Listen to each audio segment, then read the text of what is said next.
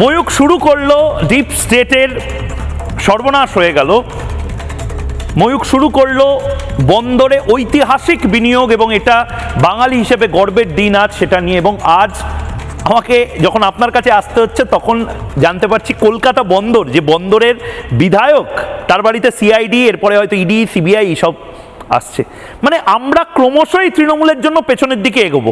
ময়ূক, যে রাজ্য সরকারের উদ্দেশ্য বা যেটা তাদের অবজেক্টিভ ছিল, এম ছিল যে রাজ্যের অর্থনীতি চলবে তেলে ভাজা আর চপ মুড়ি বেচে, সেখানে আমাদের এই বন্দরের মতো এত একটা উঁচু দরের বিষয় তাদের মাথায় যে কেমন করে আসবে সেটাই মানে ভাবাটাই একটা অকল্পনীয় ব্যাপার।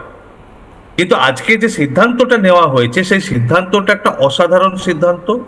তার কারণ যেটা গোবর্ধন বাবু কথা বলার সময় বললেন যে স্বাধীনতার সময়ও কলকাতা বন্দর সবচেয়ে বড় বন্দর ছিল ভারতবর্ষে, এবং আজকে তার জায়গাটা কোথায়? আজকে আমরা বন্দর বলতে cargo traffic, cargo handled by major ports আমরা যখন দেখি তখন পশ্চিম ভারতে দেখি, গুজরাট দেখি, মহারাষ্ট্র দেখি, কেরালা দেখি। কিন্তু পশ্চিমবঙ্গের যে ইতিহাস শুধু স্বাধীনতার সময় থেকে নয় ময়ূক, পশ্চিমবাংলার যে একটা মেরিটাইম ট্রেডের যে একটা ট্র্যাডিশন রয়েছে, এই পশ্চিম যে আমাদের ইতিহাস, যে মিথোলজি, যে গল্প রয়েছে, সেখানে বাংলার ছেলে বিজয় সিংহ, বাংলার রাজপুত্র বিজয় সিংহ গিয়ে উপনিবেশ স্থাপন করেন শ্রীলঙ্কায়।